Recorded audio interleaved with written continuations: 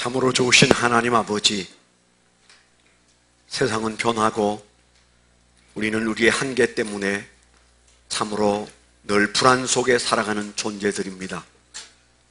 국가가 믿었던 대통령에 대한 낙심과 실망으로 인해서 수많은 사람들이 두려워하고 염려 가운데 있어 수많은 말들이 번져나가면서 있는 얘기와 없는 얘기로 나라가 이렇게 어려워지고 경제나 모든 동력이 가라앉는 어려운 모습을 보면서 우리는 정말 미련한 종들이고 어리석은 자들이고 믿어서는 안 될 것을 믿다가 우리 마음속에 혼란이 온 때 믿는 자들이 이때 이 나라를 격려하고 이 나라를 위하여 엎드려 기도하고 이 나라와 함께 이 나라의 운명을 위하여 이제 우리가 힘쓰고 애써야 할 때임을 주여 저희가 생각하며 오늘 밤에도 우리에게 기도가 필요하고 기도가 모자라고 기도로 인하여 문제의 뿌리를 캐고 문제를 해결하는 자리에 있기를 사모하면서 수요 기도회에 나온 하나님의 백성들을 하나님께서 일일이 그 이름 불러서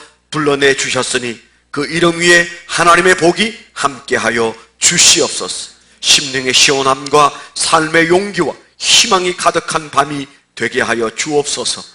하나님께서 우리에게 주시는 은혜로 우리가 삶의 새로운 희망을 붙들고 일어서는 축복의 밤이 되게 하여 주옵시고 우리 주 예수 그리스도의 흘리신 보혈과 찢기신 몸으로 인하여 우리가 주님과 더욱 가까워지는 고백의 시간이 되게 하여 주시옵소서. 예수 그리스도의 이름으로 감사하며 기도드렸습니다. 아멘. 할렐루야. 우리 좌우에 계신 분들과 한번 인사하시죠. 반갑습니다. 사랑합니다. 하늘 복 많이 받으세요. 좀 길게 해봐요. 길게. 네. 인사가 길어야 되는데 그냥 간단하게 그냥 하고 절 쳐다보면 은혜가 덜 됩니다. 옆에 있는 사람이 좋아야 돼요. 교회가 좋아야 하고요.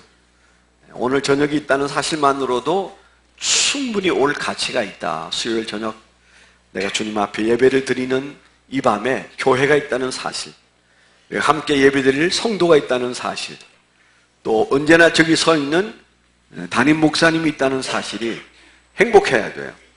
이것도 시시하고 저것도 시시하고 그러면 하나님도 여러분들을 시시하게 생각할지 몰라요.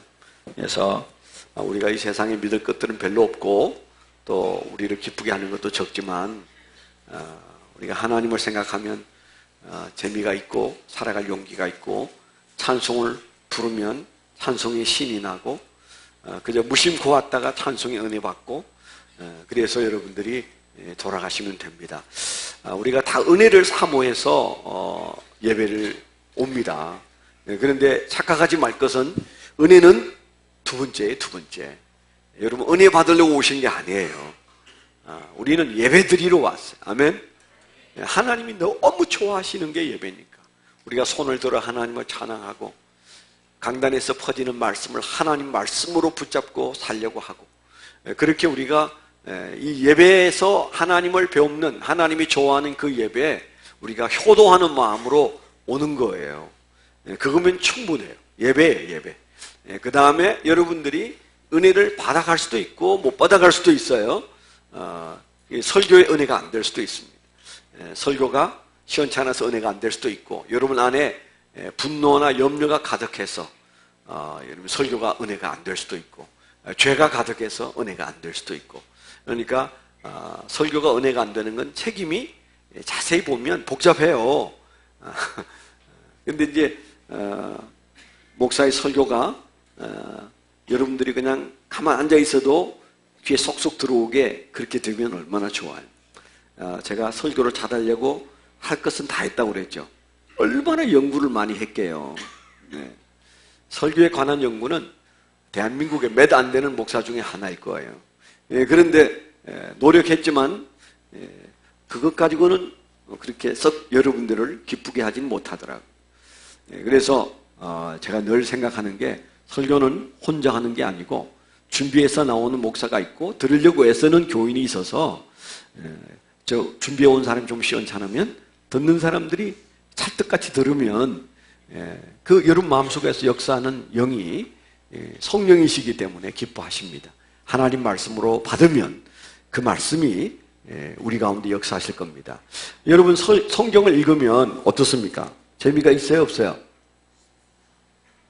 있다고 해야 되나, 없다고 해야 되나? 네. 저한테 물어보시면 있다가 없다가 그렇습니다. 뭐 그렇게 말할 수 있어요. 어떤 때는 정말 세상에 이럴 수가 없다. 말씀이 이렇게 좋을 수가 없다. 저는 늘 쭉 인생 내내 그럴 줄 알았어요. 어느 날 어떤 때는 그 귀한 건 아는데 손이 안 갈 때가 있어요. 손이 안 갈 때가 있어요. 솔직히. 매삼주오 하라고 해놓고 매삼주오도 안 될 때가 있어요. 주일, 매일 석 장, 주일 5장. 그것도 안 될 때가 있어요.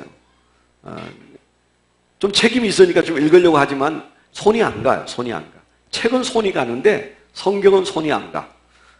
그럴 때도 있어요. 목사도 그럴 때가 있어요. 그런데 우리가 하나님 말씀이 그렇게 설교보다도 속속 안 보이고 안 들리는 것처럼 우리가 목사님의 설교도 성경도 재미가 없으면 설교야 재미있게 하는 게 이상하잖아요. 그렇죠?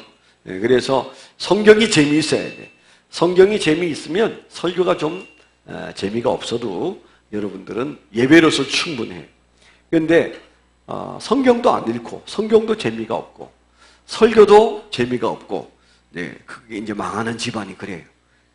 그때부터 약간의 시험만 와도 에이 교회 그만 다녀야지 하거나 아예 다른 교회 찾아봐야지 하거나 아마 한국에서는 교회를 제일 잘 안 움직이는 아주 인격이 좋은 분들이 아름다운 게 교인들이세요.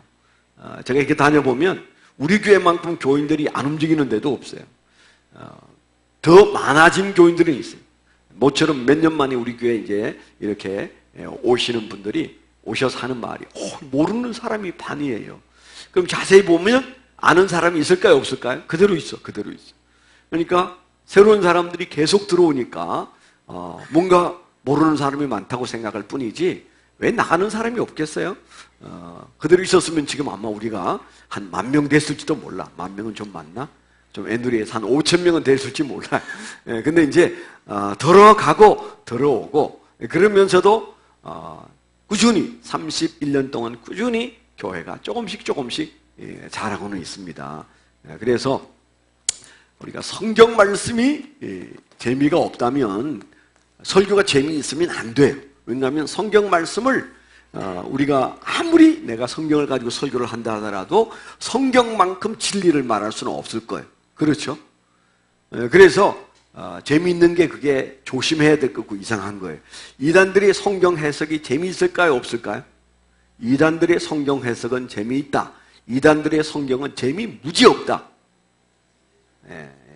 말하는 의도를 아시죠? 이단들의 성경 해석은 너무 재밌어요. 너무 재밌어요. 저도 이제 통일교회 가서 원리 강론을 들어봤잖아요. 옛날에 고등학교 때. 뭘 잘 잡아갔는지 몰라. 그때 제가 이렇게 직장생활을 하면서 고등학교를 야간에 다니는데 어떤 분이 저한테 부지런히 날마다 찾아와서 전도를 그렇게 하는 사람도 많지 않아요. 그러면서 난 이 통일교인 줄 몰랐어요. 근데 그분이 김학생, 제가 김학생이어서 김학생 그렇게 열심히 공부하고 열심히 살려고 애썼는데 조금 더 쉽게 가는 길이 있다고 그랬어요. 그게 뭐예요? 그랬더니 여기서 대학 다녀도 등록금 걱정해야 되고 고생 엄청 많은데 미국에 유학을 갈 수 있는 길이 있는데 공짜로 할 수 있대. 다 된대. 내가 아는 선생님이 다 된대. 귀가 번쩍하지 않겠어요?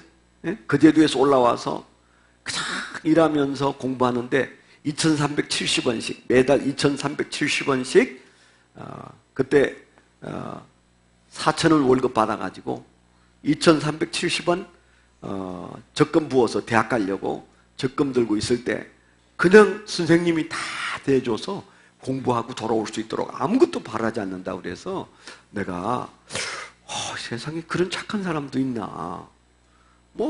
어느 날 리스트를 가져왔어요. 지금 그 선생님이 보내줘서 미국에서 독일에서 공부하는 학생들이 이렇게 많다고 명단을 보여줬어요.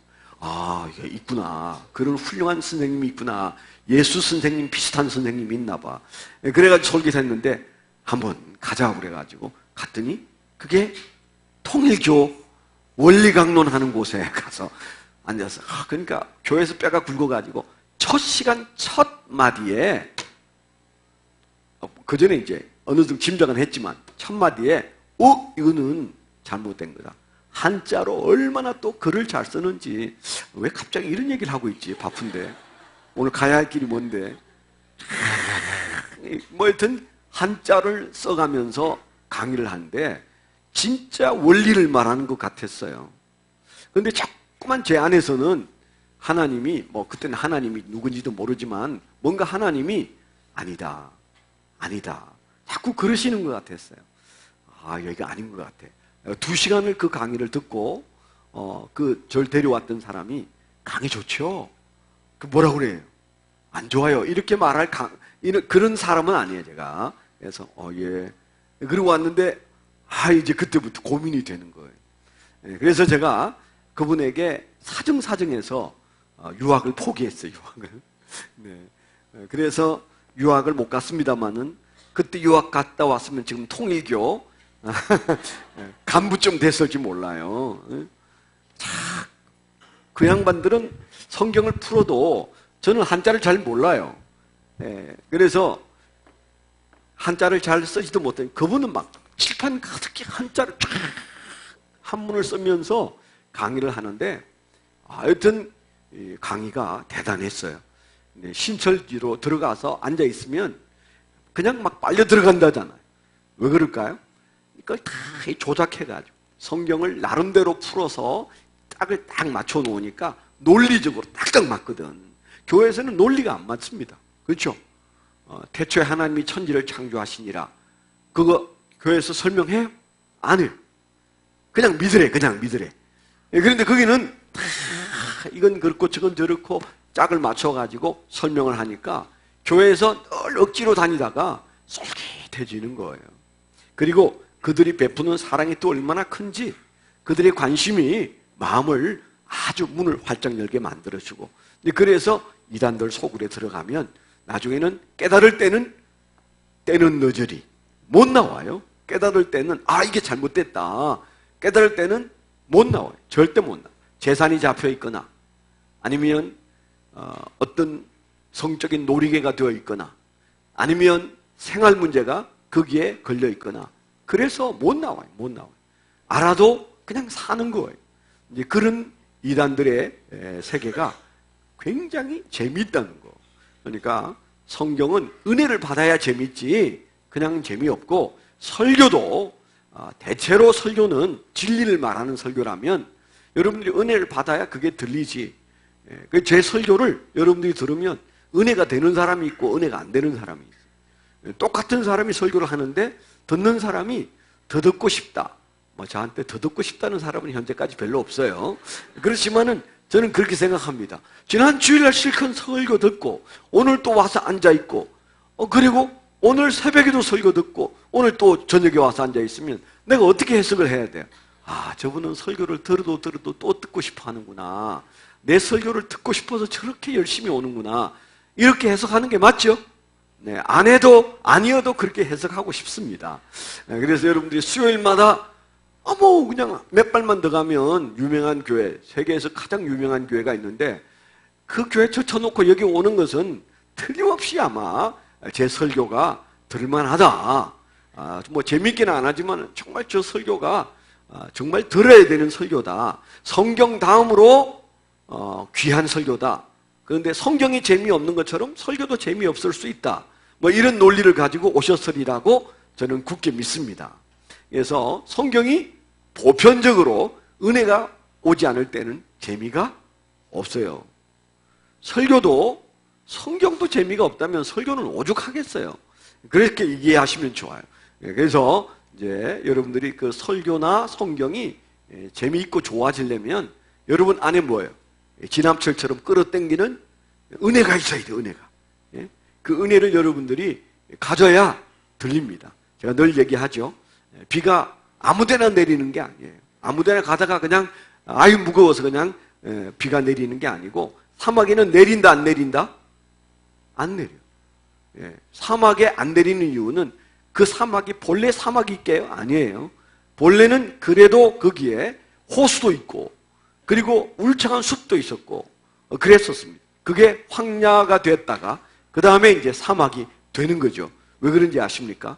그런 어떤 조화가 깨지면 구름이 절대 거기에서 내리지 않습니다. 구름으로 지나가 버려. 그 밑에서 수증기가 올라와야 돼. 울창한 숲이 있고 수증기가 있어서 그 밑에서 땡겨야 가다가 거기 쏟아버립니다. 그래서 사막이 더욱 사막화하는 거죠. 신앙도 마찬가지. 여러분들 안에 은혜가 없으면 점점 마르게 돼 있어요. 그러니까 여러분에게도 책임이 있다는 얘기를 제가 하고 싶은 거예요. 그래서 애써서 노력하는 신앙도 참 좋은 신앙이에요. 저절로 되는 신앙이야. 누군 못해. 가만히 있어도 발이 교회로 가고 그냥 저절로 손이 올라가서 찬송이 되고 그게 뭐 어려워요. 되는데 그렇지만은 오늘은 그냥 가기 싫어. 그냥 딱 가기 싫어. 그래도 여러분 책은질해서 여기 와서 앉아있는 사람 그게 신앙이에요. 하나님이 그런 신앙도 귀하게 여기시고 때가 되면 반드시 여러분의 안에서 은혜가 일어나게 될 줄 믿습니다. 지금까지는 예상 밖의 얘기를 한 10분 동안 참 아까운 시간인데 빨리 보내드리려고. 여름엔 좀 길게 해도 괜찮은데 겨울은 밤이 빨리 와서 9시 넘으면 제가 불안해요. 여기 이제 청년도 있고 그러신데 60대 이상은 괜찮습니다. 제 아내가 늘 제가 옆에 없으면 무섭다고 그래요. 그래서 당신이 지금 60 넘은 한갑인데 무슨 남편이 없어서 무섭다. 당신이 무섭다고 그러면 애들이 웃는다. 근데 무서울 게 없어요. 예수님 때문에도 안 무섭지만 그 나이 되면 무서워하면 안 돼요. 주책이에요, 주책. 네. 자, 그래서 젊은이들을 좀 빨리 보내드려야 되는데 그러려면은 간단 명료하게 설교가 끝나야 여러분들이 성찬을 하고 그 다음에 담은 10분이라도 기도를 하고 가시지 않겠어요? 그렇게 하는 기도가 쌓여서 어느 날 은혜의 단비가 내리게 돼 있어요. 자, 오늘 말씀은 엄청 긴 말씀인데요. 다니엘서 10장.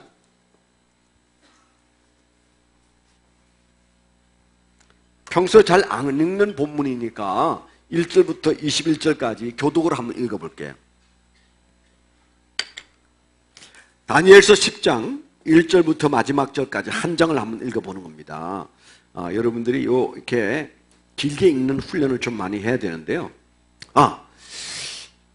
1월 둘째 주간, 둘째 주일부터 말씀의 삶 시리즈를 하는데 제가 처음에는 목자, 목녀만 주중에 하려고 했는데 자꾸 마음에 이게 말씀의 삶은 공개 강좌로 한번 하고 싶다. 목자, 목녀를 위한 공부가 주중에 있는데 못 올 분들이 3분의 1은 되고 그래서 고민하다가 이 말씀의 삶은 원래 이제 모든 삶 시리즈는 생명의 삶을 한 후에 하게 돼 있어요. 말씀의 삶은 우리가 1월 달부터 이제 1월 달에 성경 읽기 운동을 하기 때문에 제 마음속에 사실은 12월 달에 그런 공부 비슷한 주일 설교를 하고 싶었는데 우리가 VIP 초청 잔치도 있고 그래서 제가 이제 고민을 하다가 1월 둘째 주일 저녁부터 2시간짜리 그 말씀의 삶 시리즈를 13주 약 12주 13주 합니다. 그래서 지금부터 좀 여러분들이 마음을 좀 다주셔요. 그래서 내가 성경을 이해하고 성경과 관련된 역사를 이해하는 기가 막힌 기회다. 여러분 그런 마음을 먹으면 확실히 그런 기회가 될 거예요. 지금까지 들어본 성서개관, 여러 성경에 관한 공부, 이런 공부들을 총망라해서 꿰뚫어 드리는 그런 기회가 될 거예요. 그래서 여러분들이 청강도 가능하고, 청강은 돈 안 내고 그냥 주일날 저녁에 오시는, 그냥 그 모습 그대로 오시면 청강이 돼요. 그리고 이제 책을 사셔야 되는 분들이 계세요. 책이. 우리가 프린트도 할 수 있는데 이제 세상이 맑아져가지고 최순실 사태를 보니까 오야 안 되겠다. 옛날에 관례로 했던 것도 안 되겠다. 그래서 책을 그냥 복사하면 한 5천 원이나 4천 원에 여러분들에게 보급을 할 수 있는데 그 책을 그대로 사오면 13,000원이에요. 책값을 내야 돼. 책값을 내면 그때부터 이제 정식 수강생이 되는 거예요. 2만 원 안 내고 정식 수강생이 되는데 그러면 수강했다고 다 되냐? 4번 이상, 13번 한 모이는데 4번 이상 결석하면 그게 청강으로 돌아가 버려요. 청강으로. 책은 받았지만 청강으로 돌아가요. 근데 목자 목녀는 교회에서 책을 선물을 하겠습니다. 할렐루야. 네. 부러우면 목자 목녀 되려고 해요. 청년 목자도 마찬가지. 모든 우리 교회 목자 목녀, 목자도 목녀도 책은 교회에서 선물을 하겠어요. 그래가지고 공부를 합니다. 청강생은 숙제 안 해도 돼요. 청강생은 숙제 안 해도 되고 책을 받아서 정식으로 삼공부 들어온 사람은, 거기에 명단 올라온 사람은 숙제를 하면서, 숙제가 어려울까요? 너무 쉬워요. 또 어려운 것은 답을 미리 줘. 그래서 시험 치는 거 그런 거 걱정할 거 없어요. 그냥 그래서 이야 이게 정말 이게 꿰뚫리네. 성경이 정말 이제는 보여. 읽어진다. 그런 공부인데 제가 그런 연구를 하지는 못하고요. 그런 연구를 하신 분이 계셨는데 그분이 잘 만들어 놓은 교재와 강의를 제가 배우고 이제 여러분들에게 나눌 겁니다. 구약 13주, 또 다음에 신약 또 13주 그렇게 할 텐데 일단 구약 13주를 공개 강좌로 주일 저녁에, 그러니까 6시에 시작합니다.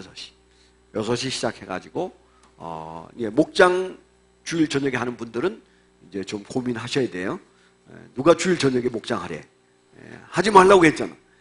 교회가 프로그램이 있는데 그때 딴짓하면 안 된다고 하지 말라고 제가 신신당부를 했었어요. 좋은 건 주일 저녁에 할 거예요. 그래서 주일 저녁에 6시에 시작해서 8시 반에 마칩니다. 그렇게 하시고 찬송을 짧게 하고 할 겁니다. 예상 밖에 또 광고가 나와가지고 또 5분을 보냈어요. 네. 난 이렇게 밤새 여러분하고 얘기하고 있고 싶어요. 할렐루야. 네. 여러분만 있어준다면 얼마나 할 얘기가 많고, 여러분들은 재미가 없어도 저는 나와서 여러분 얼굴만 보면 그냥 행복해. 너무 기쁘고 고맙고 또 사랑스럽고. 그래서 여러분들에게 뭐든 좀 얘기를 하고 싶은데 이런 얘기를 30년 이상을 해왔으니까 올해 우리 교회 다니는 분들이 여기 3분의 2인데 다 아는 얘기를 하는 거예요. 오병익 장로님 다 들은 얘기죠. 모르는 얘기가 단 하나도 없어요. 저분이 또 총명한 분이셔서 부인은 더 총명하고 그래가지고 하여튼 어떻게 저렇게 잘 버티고 있는지 몰라. 새벽까지 나와가지고 참. 그래서 내가 복을 받는 분들이다 그런 생각이 많이 들어요. 최근에 하나님께서 또 많은 복을 주셔서 이제 간증 한번 하면 좋은데 여튼 여러분들이 좀 이렇게 맷집이 있어야 돼요. 그냥 바람이 불어도 비가 와도 그냥 여기가 좋다. 저도 그렇고 그래가지고 밤 12시까지 강의하고 이러면 천국 가서 그때 내가 수요일 저녁에 갔더니 목사님이 주책을 부려가지고 밤 12시까지 강의를 하는데 야 그때 참 좋았어. 12시에 성찬식을 하는데 눈물 나더라. 그러면 천국에서 그거 평생이 아니지 영원토록 풀어먹을 수 있는 아름다운 교회 이야기가 되는 거예요. 그렇죠? 군대 갔다 온 사람들이 얘기거리가 없어지지 않는 이유는 평생 해도 닳지 않는 군대 얘기가 있거든. 나 여성들은 무슨 얘기하는지 몰라. 말은 더 많이 하더만 여성들이. 그런데 무슨 할 말이 그렇게 많을까 싶은데 정말 남자는 군대 갔다 와서 할 말이 많아. 그래서 끝도 없는 얘기, 한 얘기 또 해도 재미나는 얘기. 그게 왜 그럴까요? 고생을 많이 해서 군대에서 겪어보지 않은 입이 딱 벌어지는 일들을 날마다 겪으니까 그 충격이 살아있는 거예요. 자 이제 흰소리 그만하고 진짜 큰일 났네. 오늘 6개를 얘기해야 되는데 평소에 3개나 2개 얘기하는데 오늘 6개 얘기하는데 이거 뭐 하나 얘기하고 마치게 생겼어요. 해볼게요. 다니엘서 10장 1절로 21절 읽습니다. 바사왕 고레서 제3년에 바사가 어디죠? 페르시아. 지금의 어느 나라? 지금의 어느 나라가 페르시아예요? 이란. 네. 바벨로니아는 지금의 어느 나라? 이라크. 네. 연결을 지어야 성경이 잘 보여요. 이제 말씀에 삼하면 이제 더 잘 될 겁니다만은 이 바사란 말은 파샤란 말인데 파샤가 페르시아를 그냥 파샤라고 그렇게 말합니다. 페르시아. 그럼 그 페르시아가 지금의 이란 땅이지만 이란 족속은 아닙니다. 오해하면 안 돼요. 이란 사람들이 페르시아 사람들이야. 꼭 맞는 말은 아니에요.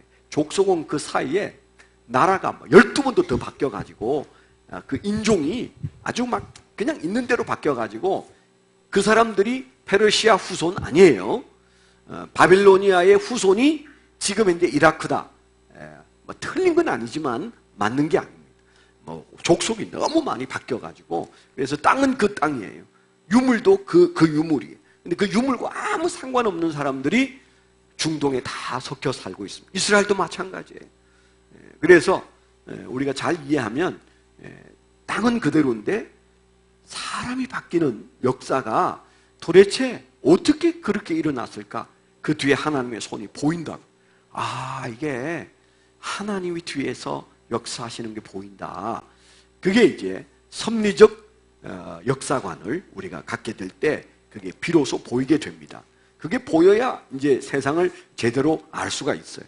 자, 바사왕 고레서 제3년에 한 일이 벨드사살이라 이름한 다니엘에게 나타났는데 그 일이 참되니 곧 큰 전쟁에 관한 것이라. 다니엘이 그 일을 분명히 알았고 그 환상을 깨달으니라. 세일에가 차기까지 좋은 떡을 먹지 아니하며 고기와 포도주를 입에 대지 아니하며 또 기름을 바르지 아니하니라.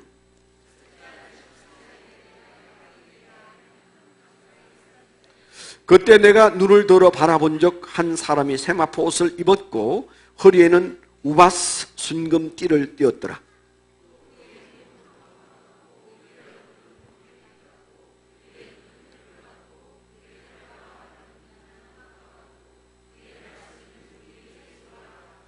이 환상을 나 다니엘이 홀로 보았고 나와 함께한 사람들은 이 환상을 보지 못하여서도 그들이 크게 떨며 도망하여 숨었느니라.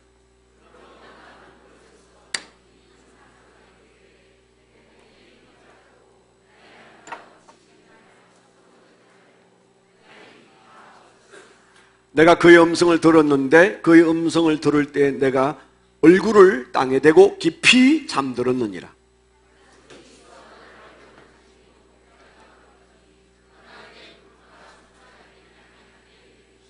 내게 이르되 큰 은총을 받은 사람 다니엘아, 내가 네게 이르는 말을 깨닫고 일어서라. 내가 네게 보내심을 받았느니라 하더라. 그가 내게 이 말을 한 후에 내가 떨며 일어서니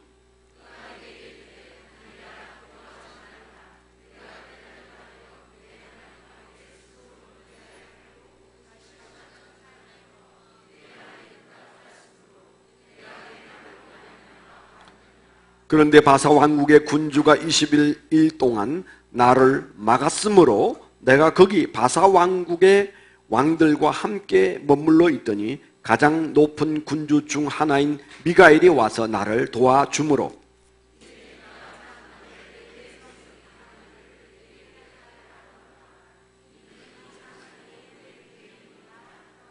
그가 이런 말로 내게 이를 때에 내가 곧 얼굴을 땅에 향하고 말문이 막혔더니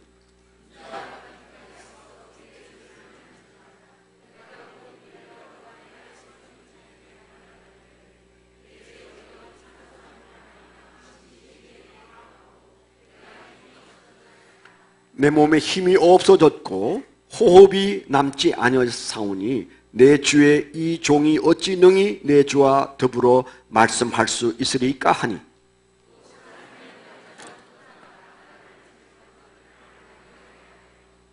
이르되 큰 은총을 받은 사람이여 두려워하지 말라. 평안하라. 강건하라. 강건하라. 그가 이같이 내게 말하며 내가 곧 힘이 나서 이르되 내 주께서 나를 강건하게 하셨사오니 말씀하옵소서.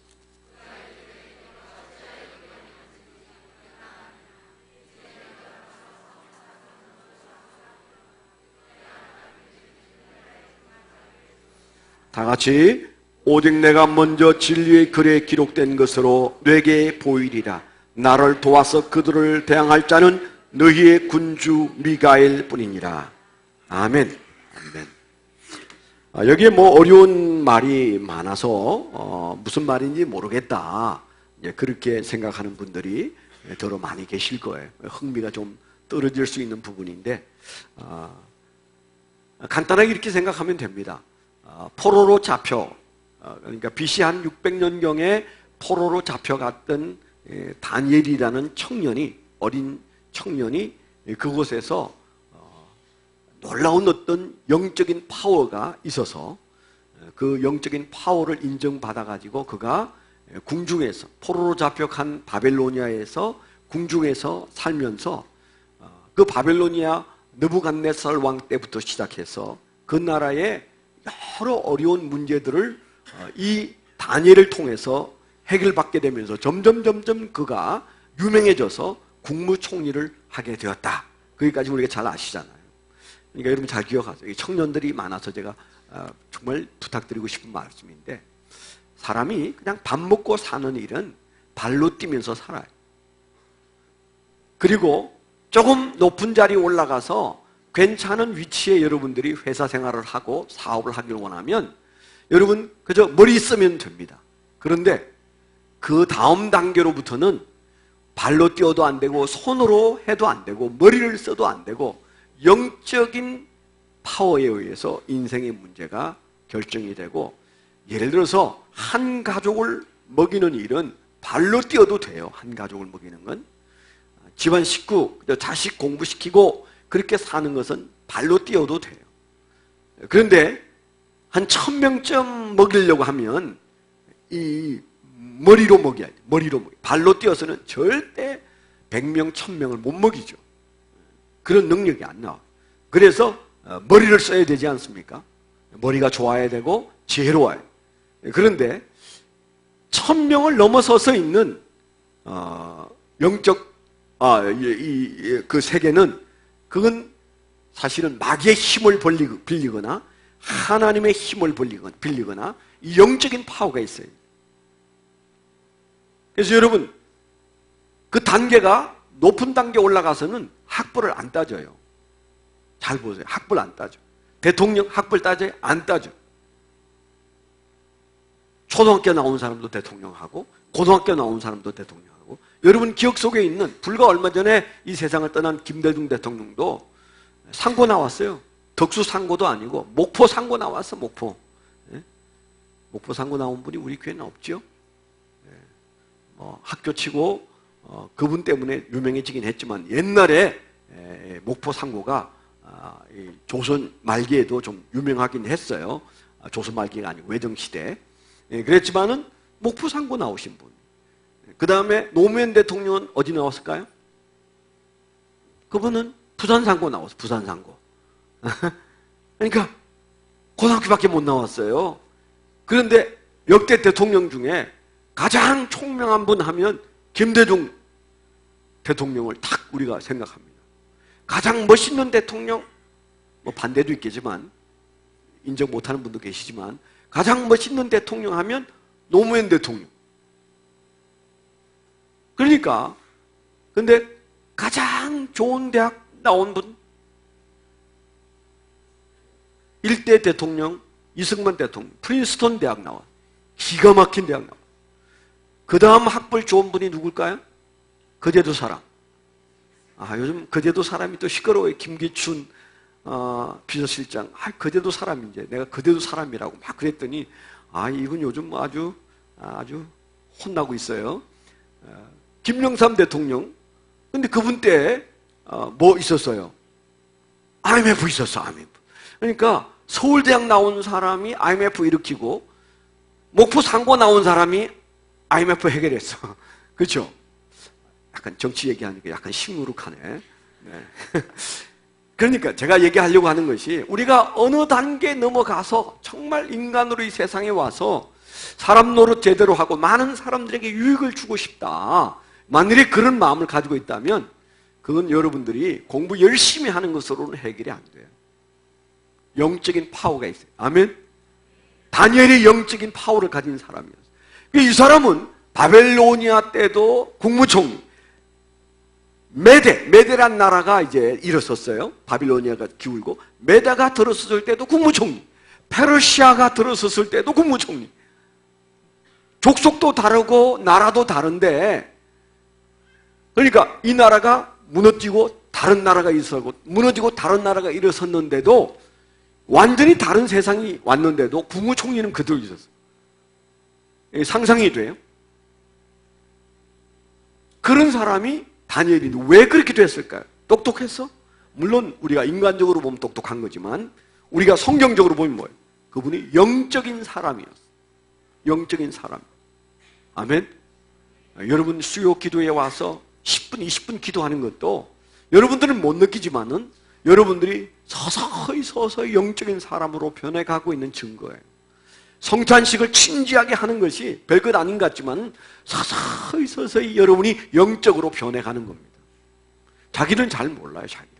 그러나 어느 순간에 가면 사람들이 여러분에게서 그 영적인 파워를 느끼게 돼요.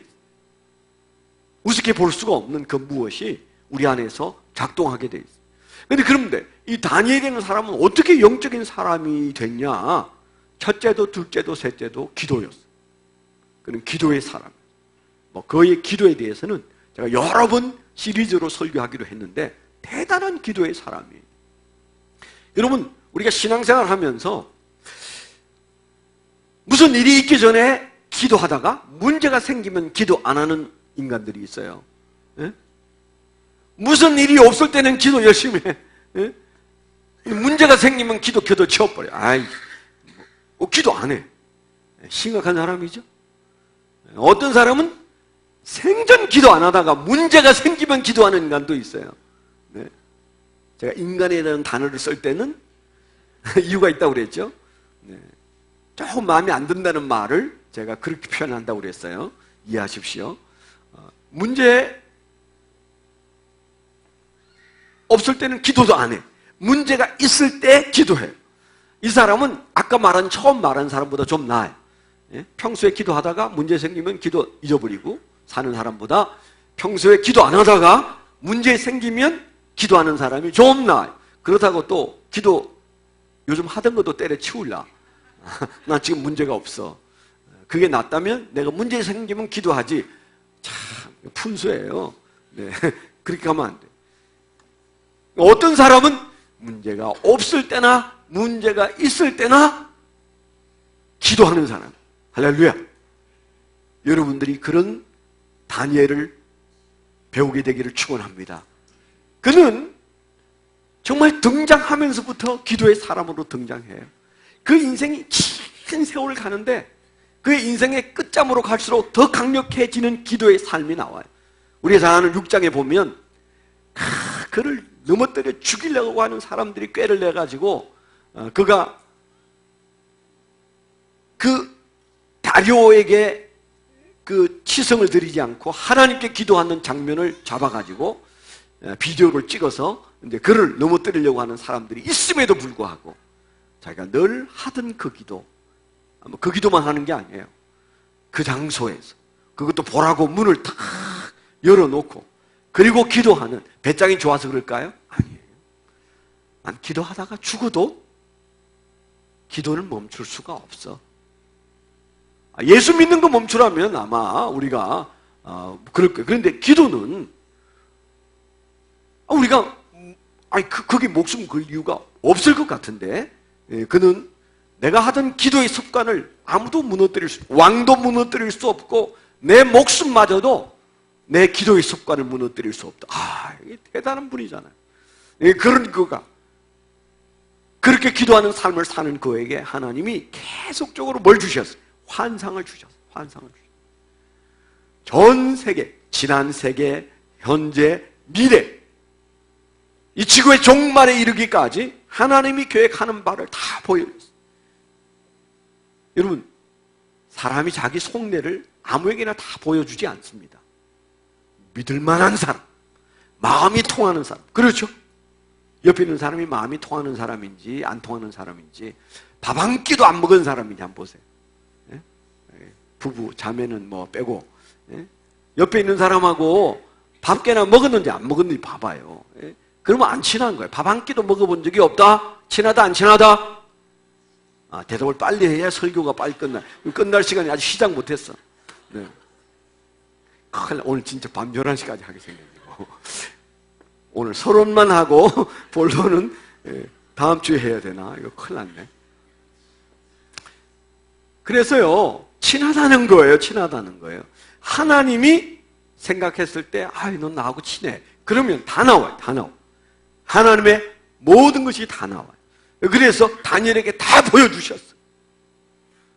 그래서 그 다니엘은 입만 벌리면 사람들을 깜짝깜짝 놀라게 하는 그런 어떤 얘기들을 하게 됐잖아요. 어떻게 그를 제쳐놓고 왕이 다른 사람 쳐다가겠어요? 그러니까 그 사람 없으면 못 살아. 근데 이 다니엘은 비선실세가 아니에요. 그는 진짜 관료로서 최고의 자리에서 그는 실세의 자리를 누리고 살았습니다. 오늘 말씀도, 이 10장의 말씀도 그가 환상을 봤는데 너무 기가 막혀서 그가 기절해. 엄청난. 사실은 그가 본 기적들이 뭐예요? 그의 때 이후에 일어날 일들을 쫙 보여주세요. 우리는 그저 흘러간 지난 얘기를 보니까 아무렇지가 않아요. 예? 예를 들어서 페르시아가 천년 만년 갈 것 같으냐? 아니다. 이게 돌이 하나 팍 날라오면 그냥 바스러지고 가루되고 없어지고 그 다음에 나라가 탁 일었을 텐데 그 나라가 어떤 나라예요? 알렉산더가 나타난다고 하는 얘기를 그가 본 거예요. 헬라가 일어나서 알렉산더가 세계를 제패했다가 그리고 일찍이 그가 죽고 나라가 여러 개로 쪼개지는 사건이나 로마가 일어나는 사건이나 이런 얘기들을 다니엘이 그걸 환상으로 봤는데 짧은 시간에 그 수많은 역사를 샥 보여주니까 너무너무 충격을 받아서 기절해요. 우리는 지나간 거니까 그랬나 봐. 그러죠. 그리고 우리가 실시간으로 겪으면 그 사이를 잘 몰라요. 우리는 지금 현재 촛불집에 재미로 하고 또 뭐 청문회 재미로 보고 그러는데 지금 다른 나라에 나가 사는 우리 교포들은 지금 막 조마조마해요. 예? 왜 저 사람들은 저 가만히 있지? 빨리 도망 나오지. 저러다가는 이북에서 내려오면 끝장인데 막 이런 생각들 하고 걱정하고 야단인데 우리는 뭐예요? 실시간을 그냥 그 속에서 사니까 뭐 어제도 아무 일 없었는데 뭐 오늘 무슨 일 있으랴. 수요일 예배 잘 오셨잖아. 내일 망할 줄 알고 오신 분 안 계시죠? 다 내일을 내일 오늘 내일 무슨 상관이 있어. 그래서 여러분들이 그냥 일상으로 오신 거잖아요. 그게 느낌이 적어요. 그런데 다니엘은 한 번에 그 역사의 변화의 변곡점들을 쫙 환상으로 보여주는데 너무 충격을 받아. 그가 울면서 하나님 앞에 되어질 미래에 대하여 안타까워하면서 그 미래가 좋아진다는 거예요? 아니에요. 지금까지도 너무 엄청난 전쟁과 포로와 그리고 여러 압박과 이런 것들 속에 마음의 상처가 있는 이 포로된 자 다니엘이 하나님이 보여주시는 되어질 일들을 축약해서 딱 보여주니까 막 너무 힘든 거예요. 우리가 지금 예수 믿는 사람으로서 세상 사람들이 보지 못하고 느끼지 못하는 것들을 우리가 기도하면서 느껴야 돼요. 그래서 우리 기도가 좀 심각해져야 돼요. 하나님 앞에 엎드려서 남들은 아무렇지 않은데 우리는 정말 가슴이 답답하고 그리고 눈물이 나고 뭔가 그런 어떤 영적인 뭔가 하나님이 주시는 어떤 그 감각 때문에 하나님 앞에 기도할 수밖에 없는 그런 삶을 살아야 된다. 이 다니엘이 바로 그런 사람이었다.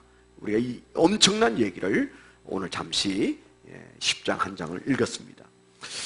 오늘 우리가 이 말씀에서 다니엘이 우리에게 보여주는 아주 중요한 키워드는 제목으로 나왔습니다만은 다니엘은 기도하고 사탄은 기도를 방해하는, 오늘 우리가 읽었죠.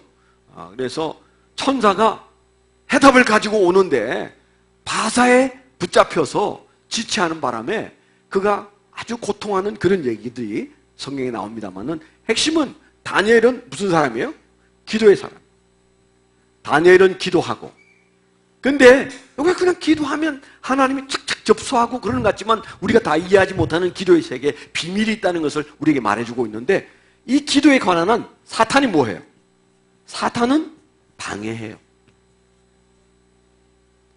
여러분, 우리가 열심히 해도 사탄이 방해하면 그 기도가 딜레이 되거나 사그러지거나 그렇게 될 수 있는데, 우리 기도 자체가 파워가 없으면 그 사탄이 바람만 일으켜도 불기만 해도 우리 기도는 산산조각이 돼서 흩어질 겁니다. 그렇기 때문에 기도는요, 나중에도 얘기하겠지만은 전쟁이고 노동이고 그래요. 여러분, 기도를 너무 예쁘게 하면, 천주교 교인들이 기도하듯이 그렇게 이렇게 하면 안 돼요. 기도는 그런 거예요. 성경에 어디 그런 기도가 있어? 예? 성경을 한번 쭉 읽어봐요. 믿음의 사람들이, 그 점잖은 사람들이 기도할 때 옷을 찢으면서 흙을 집어다가 뿌리면서, 어떤 사람은 서서 손 들고 어떤 사람은 엎드려서 기도하고, 금식하면, 여기 나오잖아요. 금식하면. 다니엘 같은 그 점잖은 정말 대단한 국무총리, 그가 지나다니면 마치 홍해가 갈라지듯 사람들이 쫙쫙 갈려줘주는 그런 권세 있고 권위 있는 사람이었지만은 그의 기도는 상상할 수 없을 만큼 하나님께 울고 부르짖고 기도했어요. 그러니까 우리가 기도 세게 한다고 하나님 못 듣다가 듣는 건 아니에요. 우리가 어떤 사람은 그렇게 비웃어요. 뭐 하나님 기가 먹었냐? 왜 기도를 그렇게까지 해? 응? 우리 기도 말로 안 해도 마음을 다 읽으시는 분인데 뭘 기도를 그렇게 해야 돼? 바보 같은 소리를 해. 앞으로 누가 그런 말 하거든 바로 저 사람은 영적으로 맹인이다, 맹인. 예? 전혀 영적으로 뭔가를 못 보는 사람이다. 종교 생활하는 사람이다. 딱 이렇게 진단해도 나쁘지 않아요. 맞아. 종교 생활하는 사람들은 고상하게 하려고 해요. 다행히 우리 교회는 종교인들도 계시지만 믿음 생활 제대로 하는 사람들이 계셔서 막 수요일 저녁에도 막 방언도 하고 새벽 기도도 방언도 하고 그러는데, 방언하는 거 흉 보지 마요. 예? 지가 못하는 게 바보지. 예? 방언은 물론 들으라고 하는 건 아니에요. 그렇지만은 또 부러워한다고 다 방언하는 것도 아니에요. 우리나라 유명한 목사님들 방언 못한 분이 대부분, 목사님 중에 80%가 방언 못해. 예. 그런데 하고 안 하고가 믿음의 차이는 아니에요. 그러나 남이 받은 은사를 지는 없으면서 우습게, 나는 방언을 하면서 방언을 우스운 소리로 말하는 사람을 본 적이 없어. 방언하는 사람은 방언을 나쁘게 말하지 않더라고. 방언 못하는 인간이 꼭 방언 얘기를 막 떠들고 야단이 그래요. 그러지 마요. 그러면 교회 은혜가 식습니다. 아이, 교회가 은혜가 없으면 소리라도 질러야지. 스피커 왜 째지도록 저렇게 아직도 안 째지고 잘 가고 있어. 막 수요일 저녁에 소리가, 예? 성령의 비가 내리네 이것도 나오고, 그 다음에 십자가 막 나오죠. 맨날 똑같은 소리만. 예? 저 왜 저것만 돌리나? 내가 그렇게 하라고 한 거예요. 예. 왜 그렇게 할까요? 어떤 사람은 저 가사 음미하고 있어. 음미할 시간이 없어. 똑같은 소리만 해. 그러니까 그냥 신경 쓰지 말고 기도하시오, 그 얘기. 알겠죠? 그 음악 왜 그렇게 틀까요? 적어도 저 소리가 묻힐 정도로 소리 좀 질러서 하라는 겁니다. 또 소리 지르고 싶은 사람을 도와주기 위해서. 예? 답답해서 소리를 지르고 싶은데 다 묵념하고 있으면 우울증 걸려요. 소리 질러서 기도하는 사람 중에 우울증 걸린 사람 본 적 있어요? 있느냐고? 없어. 예? 주님 앞에 다 내놓고 다니엘처럼 그렇게 기도하고 주님 앞에 쏟아내는 사람은 세상 사람한테 뭐 사람이 좀 나를 기분 나쁘게 해도 그것 때문에 마음 상하지 않아요. 주님께 위로받으니까. 아멘. 자, 그래서 우리가 기도는 다니엘처럼 해야 되는 게, 다니엘이 사실은 여기에서도 나오지만은 그의 기도에 방해꾼들이 기도가 크면 방해도 많아요. 여러분들 조곤조곤 기도 한 3분 하다 가는 사람은 방해도 안 해, 마귀가. 할 것도 없어. 뭘 방해해, 뭘. 예? 오늘 좀 방해를 받아보시기를 축원합니다. 예. 가만히 앉아 있는 사람은 뭐예요? 난 기도도 안 하지만 방해도 받기 싫다. 방해 안 한다니까, 기도 안 하면. 마귀가 무슨 바쁜 마귀가, 예? 여러분한테 출장 올 일이 뭐 있어요? 예? 예수 잘 믿는 사람한테 출장 가야지. 할렐루야. 예. 자, 그런데 이 다니엘의 기도가 10장에 나오는 다니엘의 기도를 보면 몇 가지 중요한 얘기가 있는데 자세하게 할 시간이 없어서 그냥 딱 핵심만 얘기하고 마치겠습니다. 자, 여기 보니까 그에게 대하여 은총이라는 단어, 은총을 받은 자. 근데 여기 보면 그를 은총을 받은 자라고 말합니다. 그게 막 격려합니다. 근데 이 사람은 죽겠다고 해야 돼요. 그렇죠?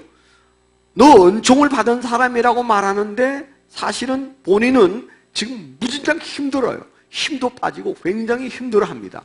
그러면 이 은총은 뭐예요? 아주 사이다 마신 것처럼 기분 좋은 그런 은혜를 받았다는 게 아니에요. 하나님의 은총이 임했다는 말은 하나님의 뭐예요? 계획이, 하나님의 명령이, 하나님의 뜻이 너에게 있다. 그 말이에요. 은총이죠.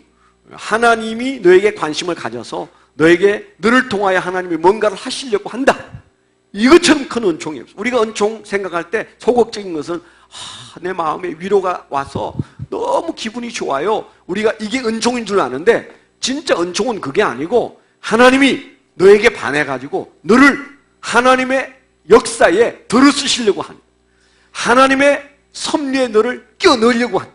그래서 너는 내 종이 되어서 이제 나와 함께 하나님의 역사를 행하자. 이게 뭐예요? 은총이에요. 은총이에요. 비록 우리가 고달프고 비록 우리가 힘들어도 기도하는 사람은 자기도 모르면서 어느 사이에 하나님의 섭리의 한 중간에 딱 중앙에 들어와 서 있어요.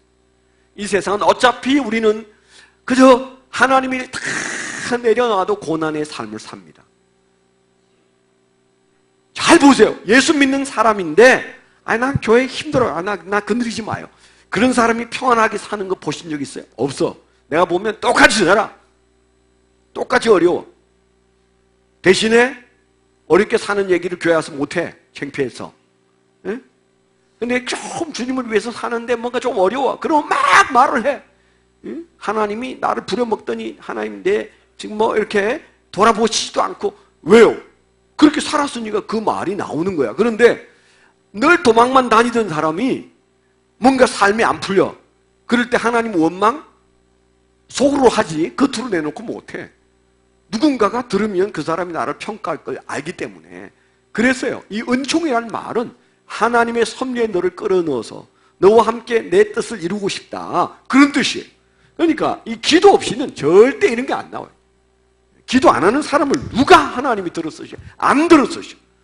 거꾸로 우리가 봤을 때 아닌 것 같은데 기도하는 사람은 그 사람의 짊어질 수 없는 어마어마한 큰 하나님의 은총이 임해서 위대한 하나님의 일을 이루시는 분.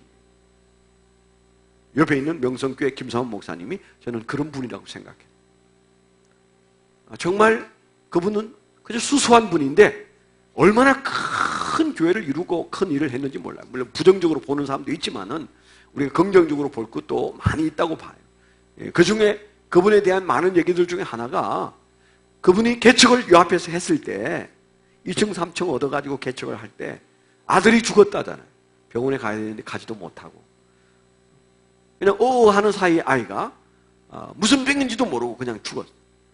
근데 그 다음날 새벽기도 나와서 새벽기도를 하더라는 거죠. 예?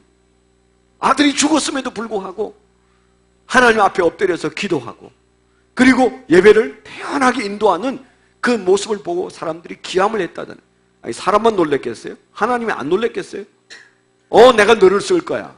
그러지 않았겠어요?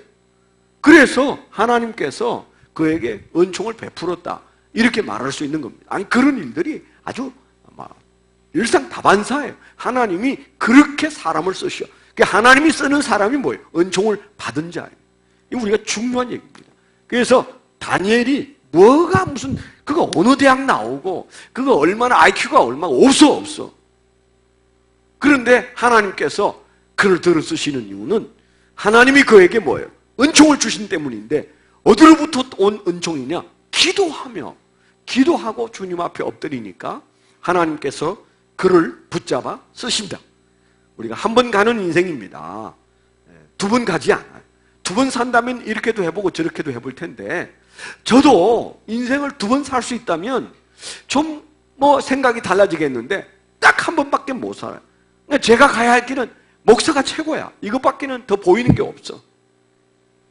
그러니까 다니엘의 인생에도 그렇고 여러분의 인생에도 그래요. 우리가 한 번 사는 인생인데 하나님께 붙잡혀서 살아야 해요. 그냥 있다가 없어질 일에 붙잡혀 살지 마요. 하나님께 붙잡혀 살아요. 오늘 밤에도 여러분, 하나님, 제가 어떻게 해서든 하나님의 은총을 입고 싶습니다. 하나님께 붙잡혀 살고 싶습니다.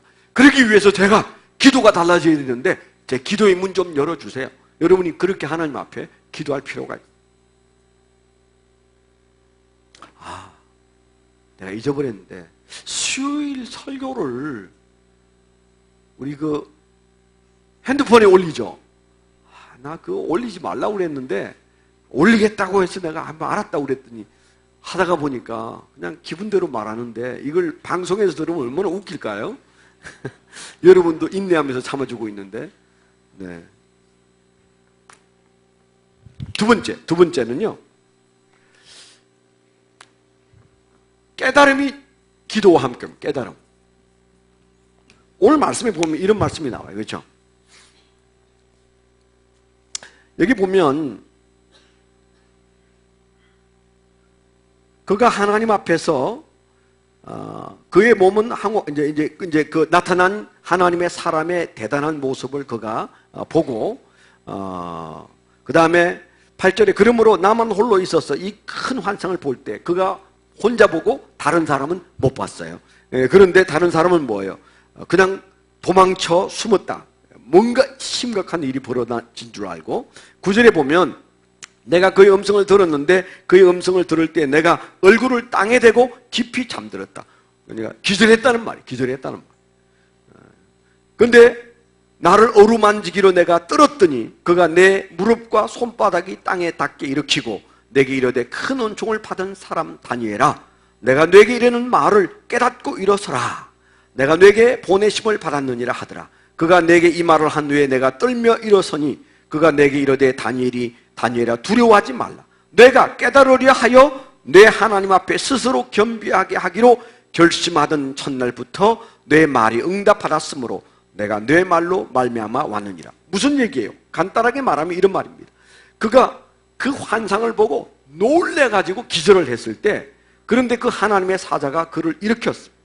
그리고 하는 말이 11절에 내가 이르되 큰 은총을 받은 사람 다니엘아, 큰 은총을 받은 사람 다니엘아, 기절에 죽을 뻔했는데 그런 말을 해요. 내가 내게 이르는 말을 깨닫고 일어서라. 그랬어요. 깨닫고 일어서라. 그런데 그에 대해서 뭐라고 말해? 12절에 내게 이르되, 여기 나는 다니엘입니다. 그가 하나님의 사자가 다니엘아 두려워하지 말라. 내가 깨달으려 하여 내 하나님 앞에 스스로 겸비하게 하기로 결심하던 첫날부터. 그러니까 뭐예요? 그가 깨닫기를 원했고, 그리고 깨달음으로 일어서라라고 말하는 이 구조가 뭐예요? 너가 그렇게 기도했고 내가 그렇게 응답한다 그랬는데 뭐예요? 기도 속에 그가 기도한 게 뭐예요? 주여, 이 세상과 되어지는 모든 일들에 관하여 하나님 내가 알아야 할 것을 깨닫게 해달라고 하나님 앞에 겸손하게 엎드렸어요. 여러분, 한 나라도 아니고 여러 나라를 거쳐오면서 완전히 철밥통이었어요. 그는 그저 모든 나라가 바뀌는데도, 왕도 바뀌고 계속 바뀌는데도 그는 몇 나라 몇 왕이 지나감에도 불구하고 그는 계속 국무총리였어요. 그만하면 자기가 잘난 줄 알게 돼 있어요. 근데 절대 그 정도 되면 겸손할 수가 없습니다. 절대 겸손할 수가 없어요. 사람은 아무리 겸손해지려고 해도 가진 것이 있으면 교만해지게 돼 있어요. 그래서 그 교만한 사람을 대적하지만 그럼에도 불구하고 겸손한 사람을 하나님이 얼마나 사랑하는지. 우리가 하나님 앞에 점수 따는 것은 여러분들이 특별한 일을 많이 해서도 아니에요. 겸손을 노력만 해도 하나님은 어쩔 줄 몰라. 어쩔 줄 몰라. 왜냐하면 겸손이 그렇게 어려운 거예요. 가진 만큼 사람은 허세를 부리게 되어 있는데, 이거가 대단한 자리에 있는 사람인데 뭐라고 그랬어요? 12절에 다니엘아 두려워하지 말라. 내가 깨달으려 하여 내 하나님 앞에 스스로 뭐했다? 겸비하게 하기로 결심한 때로부터. 그러니까 그가 겸손한 마음으로 깨닫기를 원했을 때 그의 기도가 하나님께 상달이 되었어요. 우리가 어떤 기도를 해야 되겠는가? 다니엘은 하나님께 깨닫게 해주십시오. 하나님, 내 인생과 또 우리의 사랑하는 교회와 자녀와 목장과 이 모든 것들에 대하여 바로 알게 해주시고, 우리가 어떻게 처신해야 될지도 알게 해주시고, 이 나라의 운명도 알게 해주십시오. 우리가 하나님 앞에 겸손하게 하나님 앞에 깨닫기를 원해요. 왜냐하면 우리는 볼 수가 없으니까, 우리는 알 수가 없으니까, 우리의 분별력은 거의 땅바닥이니까. 그래서 우리는 그저 사람끼리 키재기 하면 IQ로도 차이가 나고 학벌로도 차이가 나지만, 그러나 그거 아니라고 그랬죠. 그건 표면적인 것이고 시작에 불과합니다. 정말 인간에게 중요한 것은 하나님의 계획을 깨닫는 것입니다. 겸손하게 그가 기도했을 때 하나님이 그에게 이 놀라운 깨달음을 주셨어요. 아무리 더 하고 싶어도 여기까지만 해야 되겠습니다. 나머지 4개는 다음 주에 하겠습니다. 너무 많이 남겨놔가지고. 그래도 오늘 그저 이런저런 얘기했지만 여러분 마음속에 붙잡은 거 하나는 있으시죠? 그거 붙잡고 기도하시면 하나님께서 기뻐하셔서 오늘 밤에 여러분들이 거저 돌아가는 일이 없이 하나님의 은혜를 맛보게 될 줄 믿습니다. 이제 우리가 성찬을 준비하고 설교보다도 더 중요한 성찬에 여러분들이 은혜가 있으면 돼요. 우리가 설교를 들어 우리가 은혜가 좀 적어도 여러분들이 찬송의 은혜 받거나 또 성찬식의 은혜 받거나 여러분이 하는 기도에서 은혜 받거나 또 누군가하고 그저 한 번 이렇게 끌어안아 주는데 그게 설교 10번 듣는 것보다 더 은혜될 수도 있어요. 이런 것들이 다 모여서 이 회집하는 공동체의 예배가 하나님께 영광이 되고 우리에게 은혜가 되는 겁니다. 오늘 받은 말씀, 다니엘이 기도의 사람이었다. 그는 기도하다가 문제 앞에서 기도를 잊어버리는 사람도 아니고, 기도 안 하다가 문제 앞에서 기도하는 사람도 아니고, 그는 늘 기도로 시작하고 기도로 마친 인생을 살았고, 목숨보다도 귀하게 여겼더니 하나님께서 그에게 뭐예요? 놀라운 은혜를 베풀어 주셔서 그에게 은총을 베푸시고, 그리고 그로 하여금 깨닫게 해주셨다는 사실만으로도 오늘 우리는 풍성한 은혜를 누릴 수 있는 축복의 말씀을 받았어요. 이 말씀이 우리 마음속에 기도의 제목이 되시길 바랍니다.